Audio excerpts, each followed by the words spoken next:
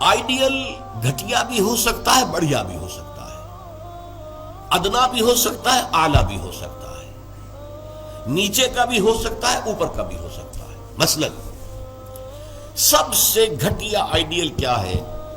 اپنی ذات، اپنا مفاد، اپنا علوف، گویا کہ اس کا آئیڈیل اپنی ذات ہے۔ ذات کے لیے زیادہ سے زیادہ دولت، ذات کے لیے زیادہ سے زیادہ عزت، ذات کے لیے زیادہ اقتدار، یہ حاصل کرنا، یہ بھی ایک مقصد ہے، یہ بھی ایک نصب العین ہے۔ یہ گویا کہ انسان اپنی شخصیت کے گرد گھوم رہا ہے، شخصیت کے گرد گھوم رہا ہے۔ نتیجہ کیا نکلے گا؟ یہ انسان کیا ہوگا؟ جھوٹا ہوگا، دغاباز ہوگا، دھوکہ دے گا، بائی ہک اور بائی کروک یہ چیزیں حاصل کرنے کی کوشش کرے گا۔ مقصد ہے دنیا میں سربلندی، جیسے کہ سورہ قصص کے آخر میں کہا گیا، لا یریدون علوا فی الارض ولا فسادا، یہ زمین میں بلندی حاصل کرنا، اس سے تو فساد پیدا ہوتا ہے۔ وہ کیوں اونچا ہے، میں کیوں نہ اونچا ہو جاؤں؟ تو اپنی حریم ذات ہی کے گرد جو ہے وہ چکر لگا رہا ہے۔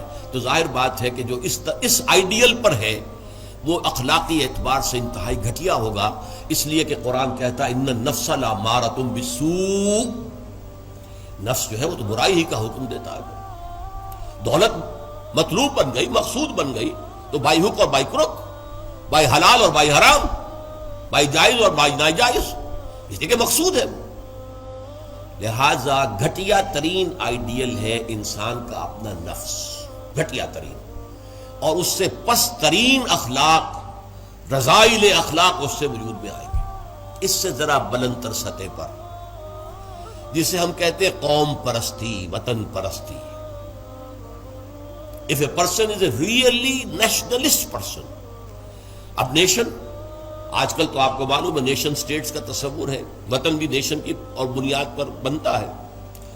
تو نیشنلزم، قوم پرست، پہلا آدمی کون تھا؟ خود پرست، وہ پرستش کر رہا تھا اپنی، خود پرست، سیلف سینٹرڈ، اس کا مطلوب و مقصود اپنی بلندی، اپنی دولت۔ لیکن یہاں اس سے ذرا بلندتر ہو گیا معاملہ، میں اپنی قوم کے لیے محنت کروں گا، قوم کی سربلندی کے لیے، قوم کی آزادی کے لیے، قوم کی عزت کو برقرار رکھنے کے لیے، اپنے وطن کے لیے کٹ مروں گا، اپنے وطن کی آزادی کے لیے قربانیاں دوں گا۔ ایک بہتر کردار وجود میں آئے گا کہ نہیں؟ یہ شخص جو ہے اپنی قوم سے کبھی جھوٹ نہیں بولے گا، باقی دنیا سے بولے گا۔ آپ کو معلوم ہونا چاہیے ویسٹرن مورالٹی کیا ہے۔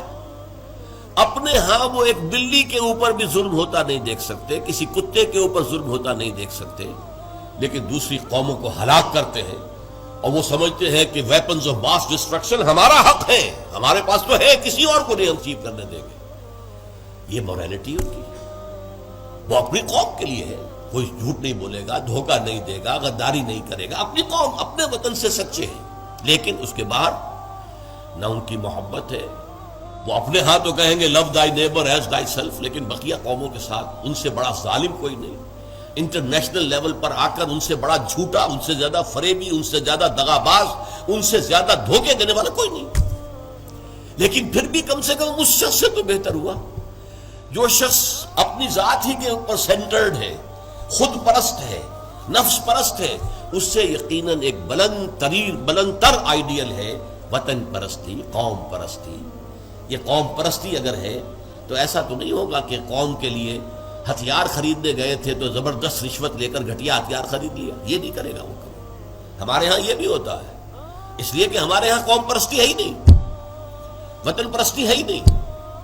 اس حوالے سے اب حالانکہ آپ کو معلوم ہے کہ ہتھیار جو ہے زندگی اور موت کا مسئلہ ہے، جب جنگ ہو رہی ہے اور کریٹ کھولا گیا، معلوم ہوا یہ تو استعمال کے قابل ہی نہیں ہے یہ ہتھیار جو ہے، کیا ہوگا اس وقت؟ عین موقع پر محاذ میں وہ کھولا گیا ہے باکس، اور معلوم ہوا کہ یہاں تو کچھ اور رکھا ہوا۔ لیکن لوگ ہیں جو رشوتوں کے لیے، کک بیکس کے لیے، جو بھی وہ ان کے کمیشنز ہیں، وہ گھٹیا مال لیتے ہیں، دومی مال جسے آپ کہتے ہیں۔ تو وطن پرستی یا قوم پرستی ایک نسبتاً ہائر آئیڈیل ہے، اس سے اوپر ایک اور ہے۔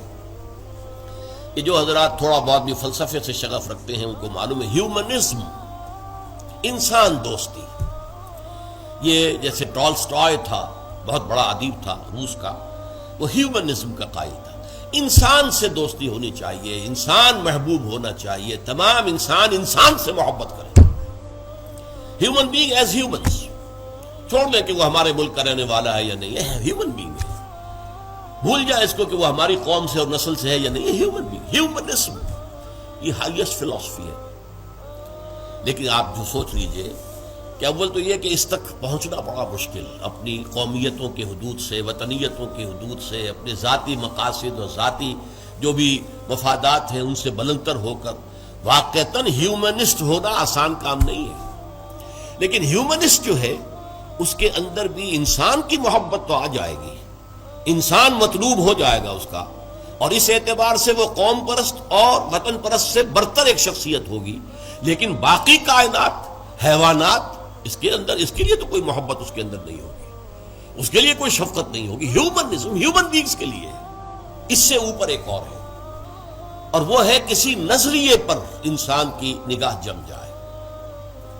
نظریہ کہ انسان کی فلاح کمیونزم میں ہے، ظلم کا خاتمہ کمیونزم میں ہوگا، لہذا اس کمیونزم کے لیے، اس کو فروغ کے لیے، اس کو عام کرنے کے لیے، اس کے پھیلانے کے لیے، لوگوں کو قائل کرنے کے لیے تن من دھن لگا رہے ہیں. پھر جن لوگوں نے مان لیا ہے انہیں آرگنائز کر رہے ہیں، سیلز بن رہے ہیں. پھر ایک جد و جہد ہو رہی ہے، کشمکش ہو رہی ہے، زہر کے خلاف جد و جہد ہو رہی ہے، جانے دے رہے ہیں، فائرنگ اسکواڈز کے سامنے کھڑے ہو کر سینہ کھول کر گولیاں کھا رہے ہیں. یہ سب کیا ہے؟ ایک تصور، ایک تصور کے حسن مبہم پر ساری ہستی لٹائی جاتی ہے. ایک تصور ہے، ایک آئیڈیل ہے. کمیونزم جو ہے ایک آئیڈیل ہے، ایک آئیڈیالوجی ہے. اس آئیڈیالوجی کو اپنا آئیڈیل بنا کر اور پھر جد و جہد اور محنت اور قربانیاں اور اثار سب کچھ. اب ایک ہی چھلانگ ہے، خدا پرستی، ہائیسٹ آئیڈیل. یہ ہے جس کو کہ علامہ اقبال نے کہا ہے، در دشت جنون من جبریل زبوں سے دے یزداب کمنداور، اے ہمت مردانہ، اے ہمت مردانہ، کمند ڈالو اللہ پر. یہ اصل میں تشبیہ سمجھیے، آپ ایک اونچی فصیل پہ چڑھنا چاہتے ہیں، کمند ہوتی تھی پچھلے زمانے میں، اب کمند کو پہلے پھینکنا پڑتا ہے. آپ کا زور بازو ہونا چاہیے نا، جب آپ پھینکے کہ اونچا جا کر لگ جائے وہاں پر. جتنی اونچی کمند ہوگی اتنا اونچا آپ چڑھ سکیں گے، اس سے آگے تو نہیں جا سکتے. کمندی کہیں درمیان میں اٹک گئی ہے تو درمیان میں آپ بھی اٹکے رہ جائیں، ٹاپ پر تو آپ نہیں جا سکتے جب تک کہ وہ کمند جو ہے ٹاپ پر نہ لگے جا کر. تو یوں سمجھیے کہ پہلے انسان کو اپنے ذہن سے، اپنے فکر سے، اپنی سوچ سے اپنا آئیڈیل معین کرنا ہوتا ہے. Who is my ideal? میرا نفس؟ نو. میرا وطن، میری قوم؟ نو. Human beings? نو. اللہ، ہی از مائی آئیڈیل. اس کی محبت، اس کے ساتھ خلوص و اخلاص، اس کے لیے جد و جہد. اب آپ دیکھیے، کمیونسٹ کے لیے محبت ہوگی، مزدور کے لیے محبت ہوگی اس کے اندر، سرمایہ دار کے لیے نہیں ہوگی. سرمایہ دار تو دشمن ہے، اس کا تو پیٹ پھاڑیں گے ہم. لہذا وہ محبت اس کی پوری یونیورسل نہیں ہو سکتی. اللہ کو جس نے آئیڈیل بنا لیا، اللہ منزل ماں کبریاست، میری منزل، میرا آئیڈیل، میرا مقصود، میرا مطلوب، میرا محبوب حقیقی اللہ ہے. یہ ہے ہائیسٹ آئیڈیل. اور جو شخص اللہ کو اپنا آئیڈیل بنا لے، اپنا مقصود بنا لے، اپنا مطلوب بنا لے، اپنا محبوب بنا لے، وہ در حقیقت بلند ترین کردار ہوگا. اور اس کی مکمل مثال محمد الرسول اللہ صلی اللہ علیہ وسلم کی شخصیت ہے. محبوب حقیقی اللہ کے سوا کوئی نہ رہے. نصب العین وہی ہوتا ہے جہاں پہ نگاہ جمی ہوئی ہے. اگرچہ اس کے لیے جو محنت کر رہے ہیں، وقتی طور پر آپ کا کوئی اور ہدف ہو سکتا ہے. جیسے ہم کہتے ہیں کہ اصل نصب العین تھا اسلام کو دنیا میں غالب کرنے کی جد و جہد، اس کے لیے پہلا نصب العین بن گیا پاکستان کا حصول. یہ دوسری بات ہے کہ ہم پاکستان کو حاصل کرنے کے بعد بھول گئے کہ کس لیے ہم نے حاصل کیا تھا، اور اسی لیے ذلیل و خوار ہے. انڈیا کے مقابلے میں سر اٹھا کر کھڑے ہونا ہمارے لیے ممکن نہیں ہے، سوائے اس کے کہ ایٹمک ڈیٹرنٹ جو ہے اس کا سہارا لیا ہوا ہے. اور اگر خدا نہ خواستہ میرے نزدیک تو تقدیر مبرم میں امریکہ نے یہ آپ سے چھین کر لینا ہے، پھر کیا رہ جائے گا کچھ؟ اس حوالے سے سمجھیے، اسی لیے علامہ اقبال نے دیکھیے کہ وطن کو بھی خدا قرار دیا ہے۔ وطن پرستی، نفس پرستی، وطن پرستی، قوم پرستی، انسانیت پرستی، نظریہ پرستی اور خدا پرستی، یہ ٹاپ پر ہے۔ منزل ماں کبریاست در دشت جنون من جبریل زبوں سے دے یزداب کمن داور، اے ہمت مردانہ اپنے کمند اتنی اونچی ڈالو کہ اللہ کی ذات پر جائے، پھر اللہ کی ذات، پھر اس کمند کے ذریعے سے سیر اللہ، تقرب اللہ، رفتہ رفتہ اللہ سے قریب تر ہوتے چلے جاؤ۔ جیسے کہ آپ کو معلوم ہے، اگرچہ وہ آیت سجدہ ہے، جا کر ایک سجدہ کر لیجئے گا، جو سورۃ العلق جو ہے وہ ختم ہوتی ہے فَاسْجُدْ وَاقْتَرِبْ، بس سجدہ کرو اور قریب ہو جاؤ۔ یہ سجدہ کرنا اللہ سے قرب کا ذریعہ ہے، وَاقْتَرِبْ، قریب ہو جاؤ۔ اس لیے حضور نے فرمایا ہے اِنَّ أَقْرَبَ مَا يَكُونُ الْعَبْدُ إِلَى اللَّهِ فِي السُّجُودِ، انسان جو اپنے رب سے قریب ترین ہوتا ہے وہ سجدے کی حالت میں ہوتا ہے۔ اپنی انا ختم کر دی، اپنی انا مٹی میں ملا دی، پیشانی اللہ کے سامنے خاک پر رکھ دی، بس یہ گویا کہ جو یہ انا ہی جو ہے ہماری، یہی تو ہے در حقیقت جو ہمارے درمیان اور اللہ کے درمیان حائل ہے۔ اس انانیت کا امکان ختم ہوا تو پھر اللہ کے ساتھ ہمارا بہت قرب ہے۔ یہ ہے ضعف الطالب والمطلوب۔ گھٹیا آدرش ہوگا تو گھٹیا ہی شخصیت وجود میں آئے گی، اگر اعلیٰ آدرش ہوگا تو بلندتر شخصیت وجود میں آئے گی۔ آدرش، نصب العین، مقصود، مطلوب، محبوب حقیقی اپنا نصب بھی ہو سکتا ہے، اپنی ذات بھی ہو سکتا ہے۔ اپنے ہی حسن کا دیوانہ بنا پھرتا ہوں، اپنی ہی حریم ذات کا جو ہے طواف ہو رہا ہے، اس سے اوپر ہے ہی نہیں، نگاہ ہی نہیں۔ اس سے ذرا اوپر ہوئے وطن پرست، قوم پرست، اس سے ذرا اوپر ہوئے انسان پرست، انسان دوست، اس سے ذرا اوپر ہوئے ایک نظریہ، تصور، ایک تصور کے حسن مبہم پر کیسے ہستی لٹائی جاتی ہے، زندگی ترک آرزو کے بعد کیسے سانسوں میں ڈھالی جاتی ہے۔ ترک آرزو، یہ آرزو وہی ہے، نصب العین۔ میں نے شروع میں کیا عرض کیا تھا، جس شخص کا کوئی نصب العین ہے ہی نہیں وہ تو حیوان ہے۔ کم سے کم وہ شخص بھی جس نے اپنے نفس کو اپنا نصب العین اور مطلوب بنایا، وہ بھی انسان تو ہے، گھٹیا ہے، بہت گھٹیا انسان ہے، لیکن وہ حیوان نہیں ہے۔ جس شخص کا کوئی نصب العین ہے ہی نہیں، وہ تو پیور انسٹنکٹس کی بنیاد پر زندہ ہے۔ قرآن مجید میں سورہ ملک میں کہا گیا ہے افمن یمشی مکبا علی وجہہ اہدی امن یمشی سویا علی صراط مستقیم۔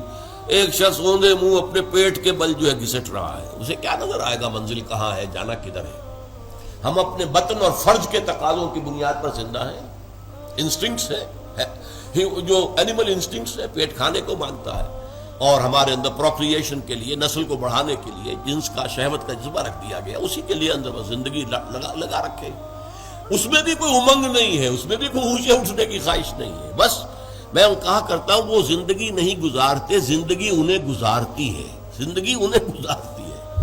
لیکن یہ کہ وہ زندگی گزارنا، وہ تو یہ ہے کہ آپ کا کوئی نہ کوئی نصب العین، کوئی آئیڈیل، کوئی ہائر جو آپ کا ایک مقصود و مطلوب ہو۔ دین کی بات پھیلانا صدقہ جاریہ ہے، ثواب کی نیت سے ویڈیو کو شیئر ضرور کیجیے۔ جزاک اللہ۔